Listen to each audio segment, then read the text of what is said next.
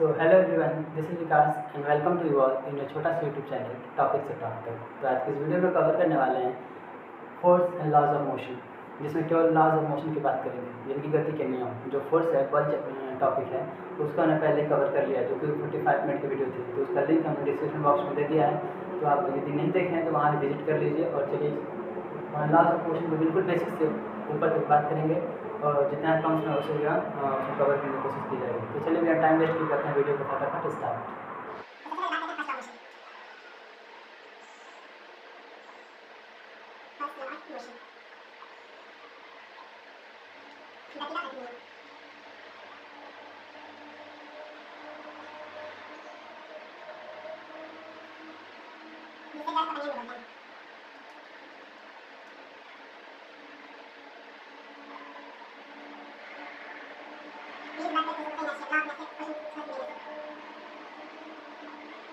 तो बाद में बात करेंगे इनर्शिया होता है क्या, उससे पहले थोड़ा सा इसका ओवरव्यू ले लेते हैं कि फर्स्ट लॉ में होने वाला क्या है। तो चलिए बिल्कुल बेसिक से बात करते हैं। तो फर्स्ट लॉ हमारा ये कहता है कि यदि कोई भी ऑब्जेक्ट हो, यानी कि कोई भी ऑब्जेक्ट यूनिवर्स का यदि रुका हुआ है तो अपने बिल्कुल हमेशा रुका ही रहेगा। और यदि कोई ऑब्जेक्ट मोशन कर रहा है, यानी कोई बॉडी मोशन कर रही है तो हमेशा मोशन में ही रहेगी जब तक कि उस पर कोई बाहरी बल ना आ जाए। चलिए फिर समझ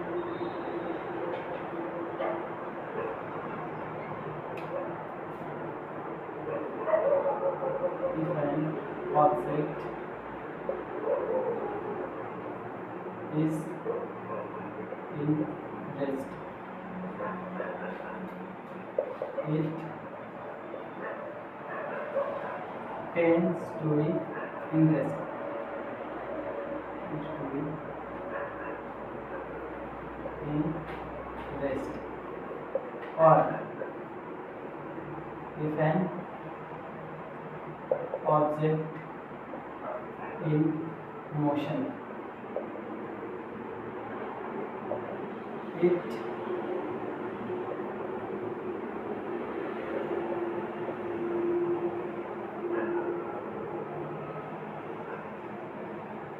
continue in its motion, or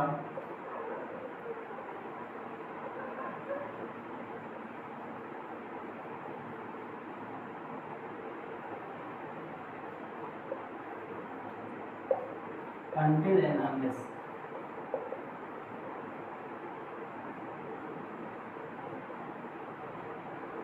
an external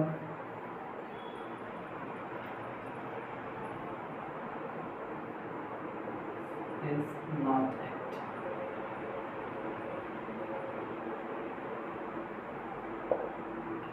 ये तरह हमारा भारी भरकम सा definition.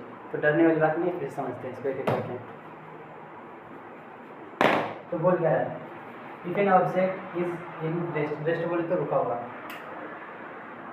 It tends to be in rest, यानी कि यदि कोई वस्तु रुक हुई है तो हमेशा अपना रुकने का प्रयास नहीं, रुकी ही रहेगी। और यहाँ से फिर आगे क्या बोल रहा है, और an object in motion it tends to be continue in its motion वाली इन इन्फॉर्मेशन। तो फिर क्या रहा है कि यदि कोई वस्तु यदि अपने मोशन में है, गति में है, तो हमेशा अपनी गति को मेंटेन करने की कोशिश करेगी, यानी यूनिफॉर्म नहीं रहेगी। तो फिर बोलता है अनटिल एंड अनलेस, यही मेन डिफिनेशन की स्टार्ट होती है, until unless an external force is not act in. तो बोल रहा है कि जब तक कि कोई एक बाहरी बल उस पर काम ना करे, इज नॉट एक्टिंग। तो ये तो नाम है डिफिनेशन कि यदि कोई वस्तु अपने मोशन में है तो बिल्कुल हमेशा मोशन में कंटिन्यू रहेगी, यदि कोई रुकी हुई वस्तु है तो जब वो रुकी ही रहेगी जब तक कि उसमें कोई बाहरी बल ना आए। बाहरी बल बोले तो अनबैलेंस फोर्स, जो कि फर्स्ट पार्ट में उससे बात कर चुके हैं। तो अब चलिए थोड़ा सा ऐसा कुछ एग्जाम्पल लेते हैं। तो यदि बात करें फॉर एग्जाम्पल, ये हमारा मार्कर है, ठीक,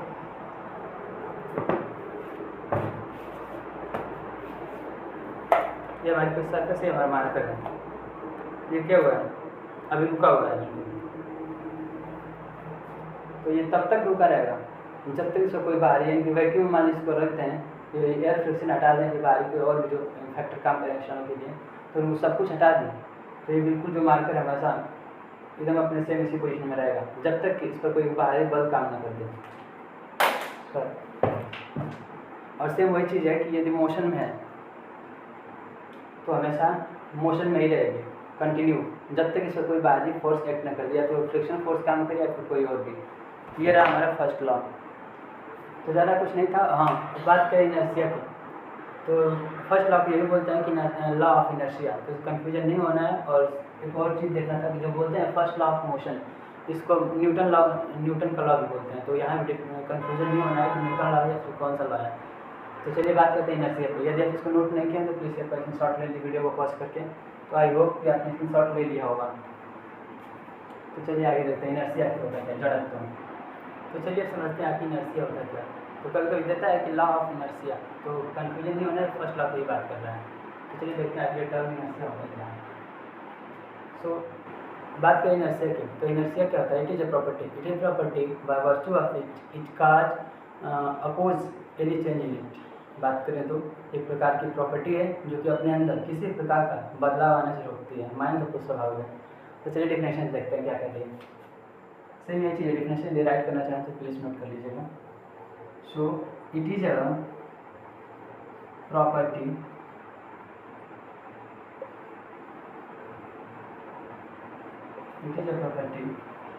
ऑफ एन ऑब्जेक्ट या बॉडी, इतना नहीं भी लिख तो चलेगा। इट इज अ प्रॉपर्टी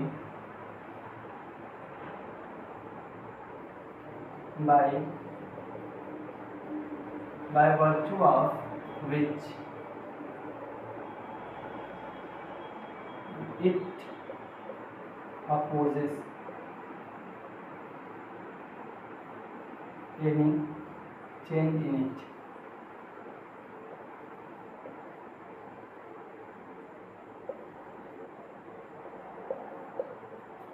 देखे तो एक प्रकार की इसका एक गुणधर्म है जिसके वजह से अपने अंदर किसी प्रकार का बदलाव नहीं आने देता है। तो ज़्यादा कुछ नहीं था इनर्शिया, बस इतना एक टर्म और मान के तो अप्लाई कर सकते हैं।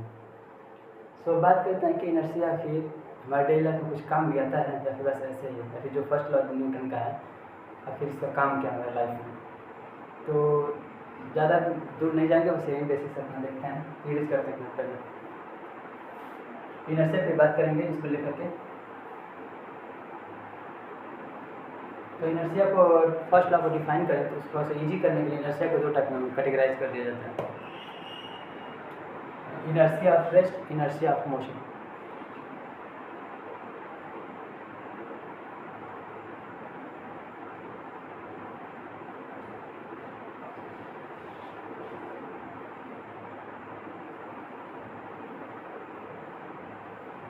Inertia of motion. अब इन दोनों समझते हैं आखिर और क्या रहा है यहाँ पर। एक को समझेंगे, एक अपने आप बन जाएगा। तो क्या है इनर्शिया ऑफ रेस्ट? इसका मतलब कोई भी ऑब्जेक्ट यदि रेस्ट में है यानी कि रुका हुआ है तो हमेशा रुका ही रहेगा, यानी कि अपना रोकने की कोशिश करेगा। क्योंकि प्रॉपर्टी थी वो चेंज नहीं आने दे रहा है, तो मतलब कोई वस्तु यदि रुकी है तो उसको रोकने का ही हमेशा प्रयास करेगा। उस चलना है तो फिर उसको अपोज करेगा रुकने का। देखिए एग्जाम्पल हमारा होता है, जैसे कहीं यदि हम कार में बस में कहीं ट्रेवल करते हैं तो होता क्या कि ये हमारी कार है और आप मान लीजिए फर्स्ट सीट है, कोई पर्सन बैठा है तो, और इसको थोड़ा बहुत चलिए छोड़ पीछे वाला देखते हैं थोड़ा सा, जो पीछे इनके बैठा है ये बेचारे अपने चुपचाप अपना फ़ोन चला रहे हैं। ठीक, इनको नहीं पता है स्टार्ट हो रहा है क्या हो रहा है, ये अपना फ़ोन चला रहे थे। अब क्या हुआ कि इनका माइंड जो था बिल्कुल फ़ोन में था, या फिर बोले तो इनको पता नहीं कि जस्ट अब मेरी गाड़ी स्टार्ट होने या फिर रुकने वाली है। तो जब मैं बिल्कुल फ़ोन चला था शांति से, तो क्या हुआ कि तुरंत ही गाड़ी चालू कर देते हैं। तो बॉडी क्या थी हमारी इस समय रुकी हुई है। ठीक, ये बेचारे बैठे थे रुके हैं अभी ग्राउंड के रिस्पेक्ट में बात करें तो वह क्या है बॉडी इनकी रुकी है। ठीक, अब इंजन पे क्या हुआ स्टार्ट हुआ, गाड़ी अब चलने की कोशिश करेगी। तुम बोलो कि इसका व्हील काम गया,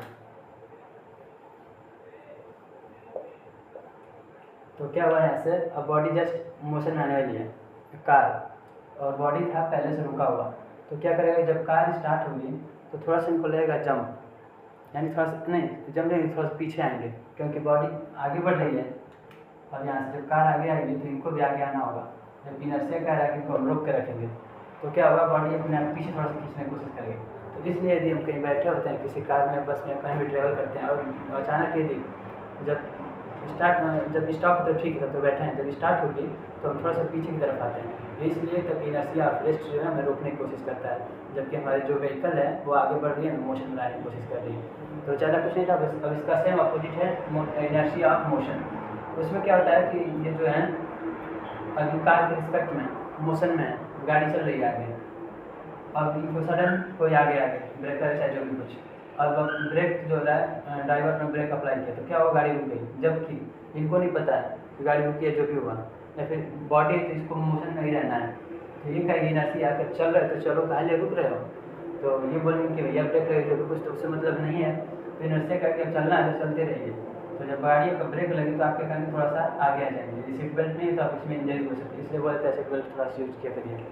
तो ये था हमारा inertia of motion, inertia of rest. एक बार फिर से देख लेते हैं क्या है। इनर्शिया ऑफ रेस्ट कहता है कि यदि कोई भी ऑब्जेक्ट रेस्ट में है तो बिल्कुल रेस्ट में ही रहेगी, मोशन में यदि आती है तो उसको अपोज करेगा, यानी कि रोकने की कोशिश करेगा। और इनर्शिया ऑफ मोशन कहता है कि यदि कोई वस्तु अपने गति में है तो हमेशा गति में ही रहने की कोशिश करेगी, उसको रोकने के तो थोड़ा सा अपोज करेगी और मोशन में रहने की कोशिश करेगी, इसलिए हमें थोड़ा सा झटका लगता है। तो अब चलते हैं सेकेंड लॉ ऑफ मोशन की तरफ। उससे पहले थोड़ा सा बात करते हैं आपकी मोमेंटम क्या होता है, तो चलिए देखते हैं। तो अब चलिए बात करते हैं सेकेंड लॉ की, यानी कि न्यूटन के दूसरे नियम की। तो उससे पहले थोड़ा सा थ्योरी टाइप के देखते हैं ओवरव्यू का। तो मान लीजिए हमारे पास कोई दो ऑब्जेक्ट है, ठीक, एक मान लीजिए हमारे पास दो बॉल है,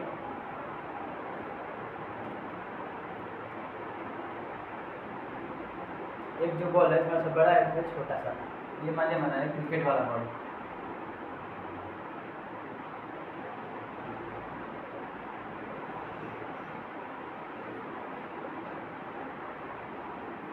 और दूसरा है हमारे टेनिस वाला बॉल।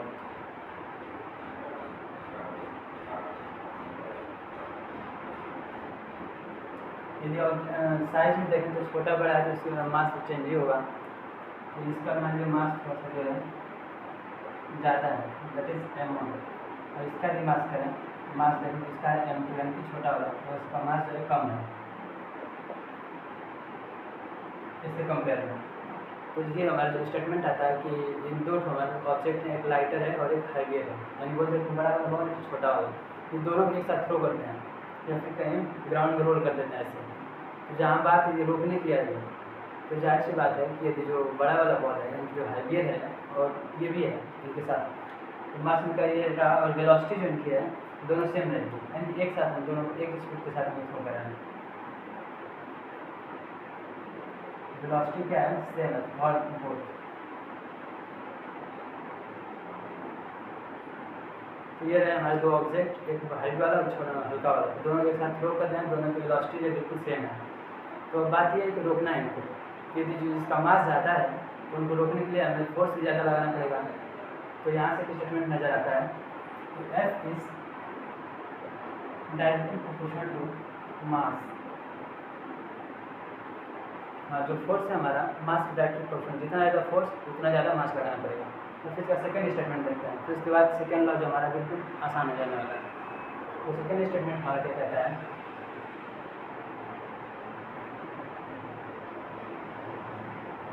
इसको कॉलम थोड़ा सा राइट पे आगे काम करेगा। F is directly proportional to time, that is मास।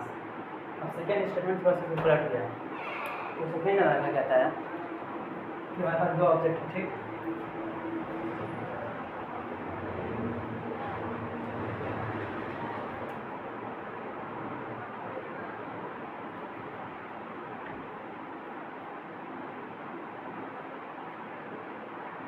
इस बार दोनों हम क्रिकेट वाला ही बॉल लेंगे।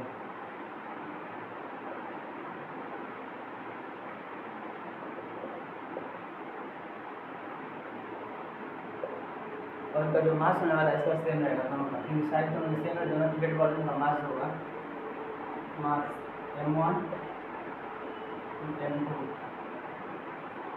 मास यहाँ पे क्या होने वाला है m1 = m2, यानी कि मास दोनों का सेम रहेगा, बट यहाँ पे वेलोसिटी इनकी डिफरेंट लेने वाले हैं। v1 एंड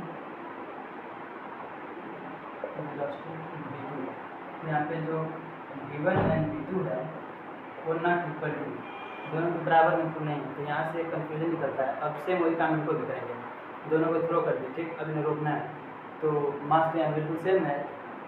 अब कहेंगे पहले वाला भी था कि मास हमारा ज़्यादा था तो हम ज़्यादा फोर्स लगाते हैं, अब क्या करें, तो यहाँ पे आता है कि जिसकी वेलोसिटी यानी जिसकी स्पीड जो है थ्रो करने के बाद जिसकी ज़्यादा है, ठीक, उसको रोकने के लिए हमें ज़्यादा चाहिए मतलब फोर्स। तो यहाँ से एक और टर्म निकल के आता है, F is directly proportional to D, D बोले तो वेलोसिटी। यहाँ से हमें दो चीज़ मिल के आ रही है, F is directly proportional to M, that is force जो है मास के डायरेक्टली प्रोपोर्शनल है, और दूसरा जो है फोर्स जो है वेलोसिटी के, क्योंकि उसका स्पीड जिससे जा रही है, rate of change of velocity वाला जो है आइसोलेशन हो गया, ठीक। तो दोनों का चटना नोट करते हैं ताकि समझते हैं और क्या हो रहा है सेकेंड वन।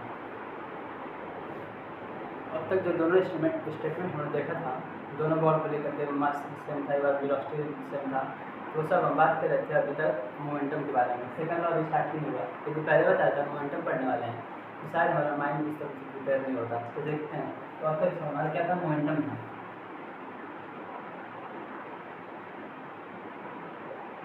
आगे दोनों स्टेटमेंट और क्या पढ़े थे, फर्स्ट हमारा क्या था, F is directly proportional to M, और सेकंड हमारा क्या था, F is directly proportional to D, that is velocity.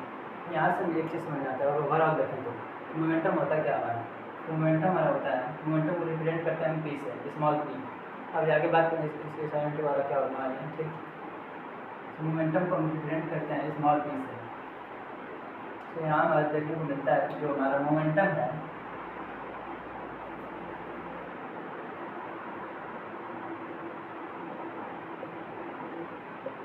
Momentum जो हमारा होता क्या है, इट इज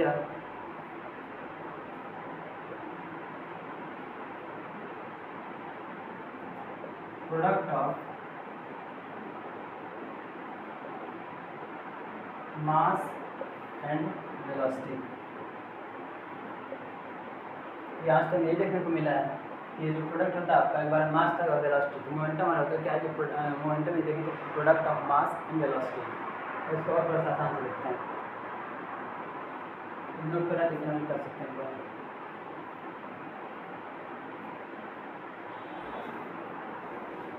तो यहाँ से हमारा आ गया P, that is momentum, P is M into V, where P is equal to momentum,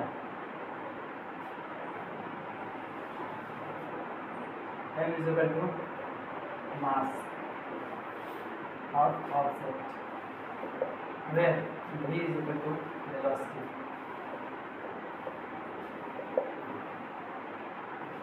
momentum क्या होता है हमारा, z वेक्टर क्वांटिटी होता है, ये भी नोट कर लीजिए। मोमेंटम क्या हमारा,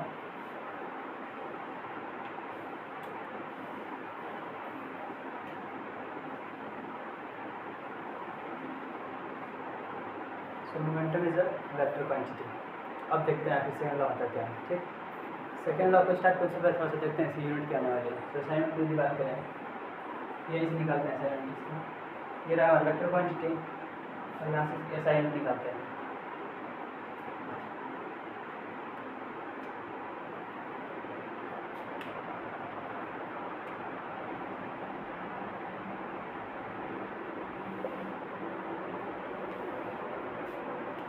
तो हम जानते हैं कि P इक्वल टू बिंदु V।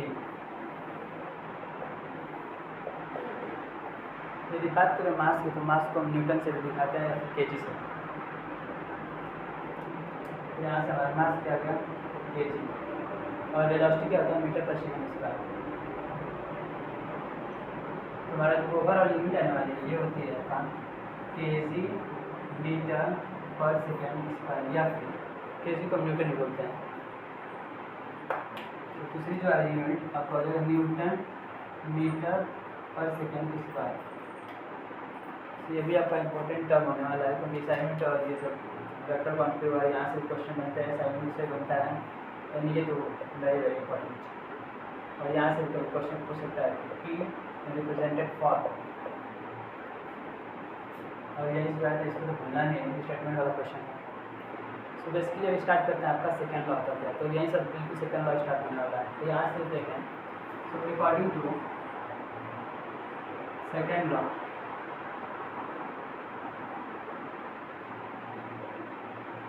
और स्टार्ट हो रहा है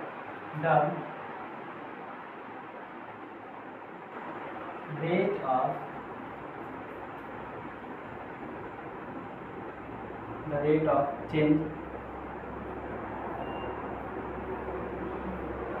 momentum is directly proportional to applied force on it या फिर किसी object है उसका। तो कहाँ से according to second law the rate of change of momentum is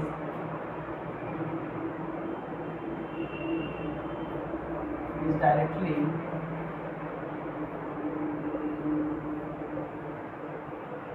proportional to applied force।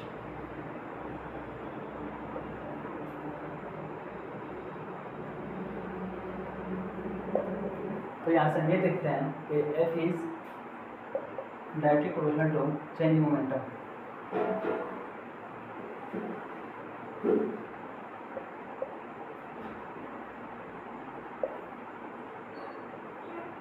Rate of time यहाँ नीचे आपका आ जाएगा time.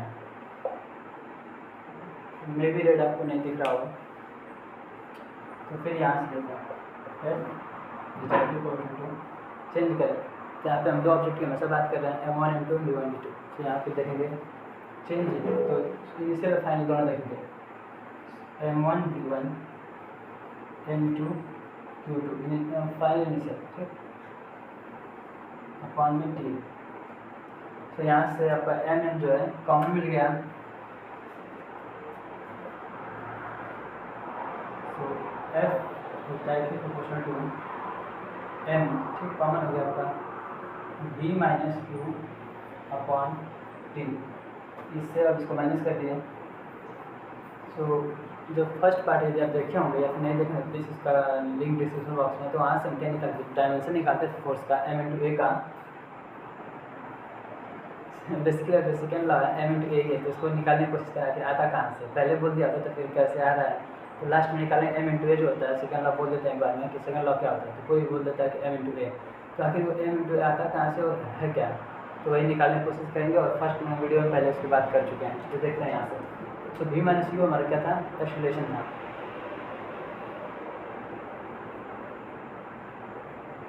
A equal to V minus U upon T। तो यहाँ से जो इतने वैल्यू आ रही है सेम है ठीक, यहाँ से इसको हम A मान लेते हैं। तो काम तो हो ही गया। ये जितना ऐड कर लें प्लीज कर लें, थोड़ा सा कि स्पेस है ऊपर। तो यहाँ से हमारा आ जाता है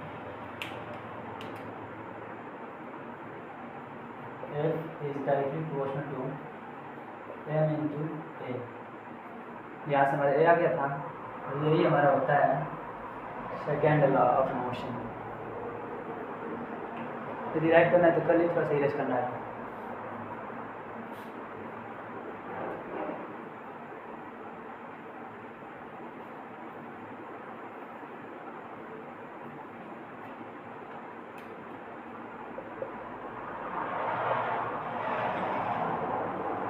यही हमारा है था अब तक का जो भी कुछ नीचे निकाले हैं। तो ये आपका most important F equal to M/A। यहाँ पे वही M equal to mass N equal acceleration F equal to force. जो फोर्स हमारा होता है इसके डायरेक्टली प्रोपोर्शनल होता है। यदि प्रोपोर्शनल यदि हटा भी दे रहे हैं यहाँ से तो K आता है और K की वैल्यू यदि 1 लें तो वही बात हो जाएगी। F equal to M into A। और यहाँ से हमें क्या देखने को मिलता है, जो फोर्स होता है ये रिलेशन दिखाता है सेकेंड लॉ से मास और एक्सेलरेशन में। तो ये भी इंपॉर्टेंट पॉइंट है। ये ऑप्शन दे देगा कि force according to second law जो रिलेशन है तो इसमें क्या करता है second law is stable establish और रिलेशन बिटवीन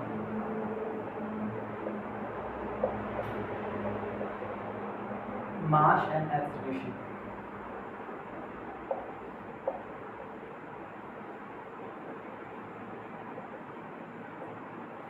तो यहाँ तक तो हमारा था सेकेंड लॉ। अब बात करते हैं थर्ड लॉ की।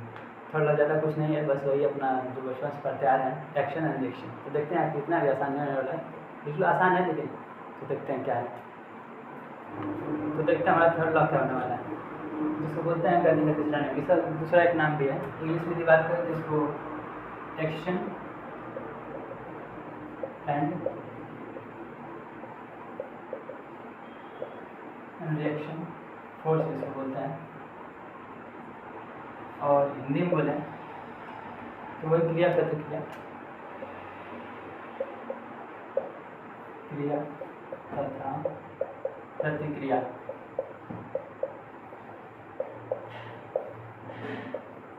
तो ज़्यादा कुछ नहीं होने वाला है, बिल्कुल बेसिक है, तो देख लेते हैं इसको आखिर क्या है। अब स्टार्ट करें डिफिनेशन से, तो उससे पहले थोड़ा सा स्टोरी से समझते हैं।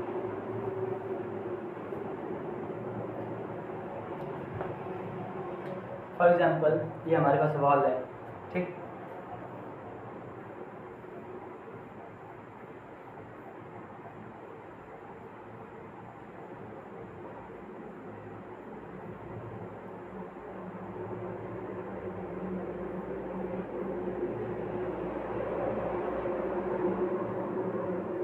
ये हमारी कोई वॉल, ठीक। यहाँ पे कोई एक पर्सन है,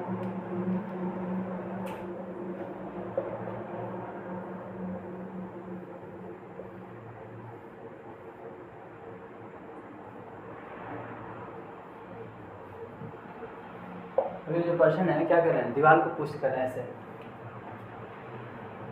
दीवार कुछ मतलब इस प्रकार से पुश करने की कोशिश कर रहा है। तो यहाँ पे होना ये चाहिए था, दीवार थोड़ा गिर जाए या फिर थोड़ा पीछे हो जाए, बट ऐसा नहीं होगा क्योंकि हम सभी को पता है यहाँ वो कह रहा है। और कुछ समय बाद ये पुश करें, ठीक, कि ये हट गए, हटे बेसिकली हटा दिया गया किसी फोर्स के कारण। वही देखते हैं क्या होने वाला है। तो वही सेकेंड पार्ट में से देखते हैं। तो यहाँ पे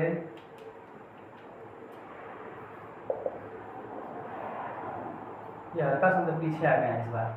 तो आखिर ये कैसे हो गया, तो जब ये फोर्स इसको लगाया दीवार को, तो पहले बात कर लिए हैं, कहीं भी जब फोर्स लगाते हैं तो उसका रिएक्शन में हमें देखने को मिलता है। तो ये जब जैसे फोर्स लगाएं तो उनको रोकने के लिए फोर्स को दीवार भी एक फोर्स लगाई। तो यहाँ से सेकेंड पार्ट में क्या हुआ, थोड़ा सा पर्सन पीछे आ गया। एक और एग्जाम्पल इसका लेते हैं, बोटिंग वाला।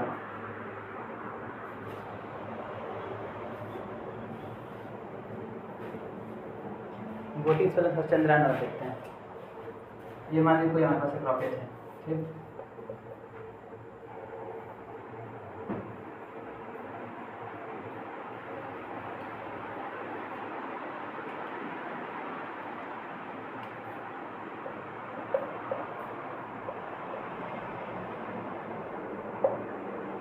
इंजन इसका स्टार्ट इसमें, और क्या है, अब रॉकेट पहले क्या करेगा कि कोई भी लॉन्चिंग से थोड़ा कुछ टाइम लगता है, उससे पहले उसको जब इग्निशन दिया जाता है फ्यूल, तो क्या होता है कि नीचे पहले कुछ फायर आते हैं। फायर बेसिकली क्या करती है, कुछ धरती पे फोर्स लगाती है, यानी कि प्रेशर कुछ एग्जर्ट करती है।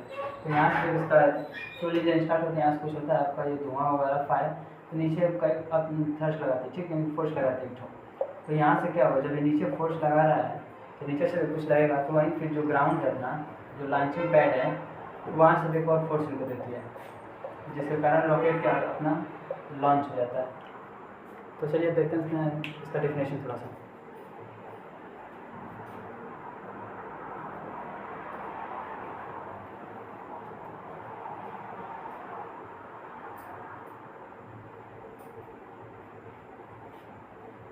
तो डेफिनेशन अब कुछ नहीं, बस यही थोड़ा सा था बस।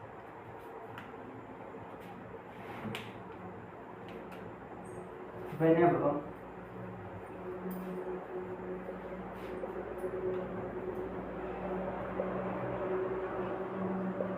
exert a force on another body,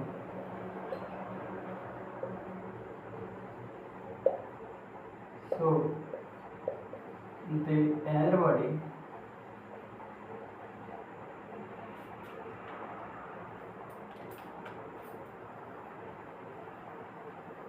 also exert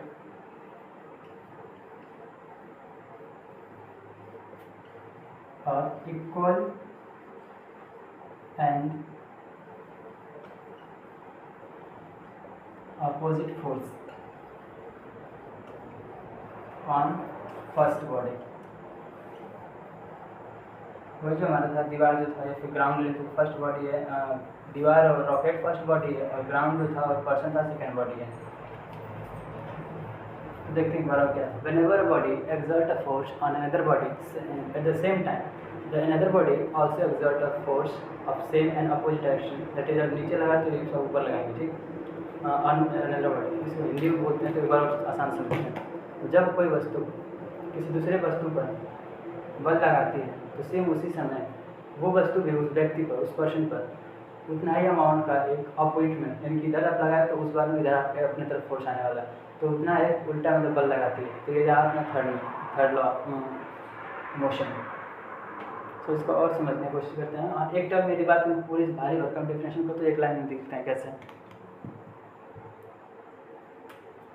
इसको ये भी लिख सकते हैं थर्ड लॉ को, every action have their equal and opposite reaction।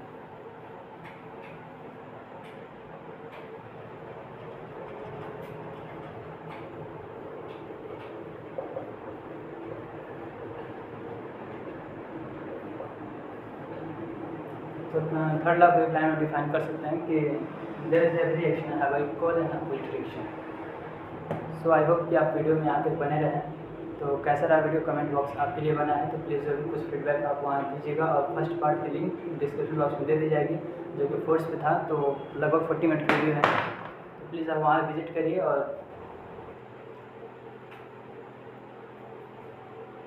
तो वीडियो में आप यहाँ तक बने रहे उसके लिए धन्यवाद।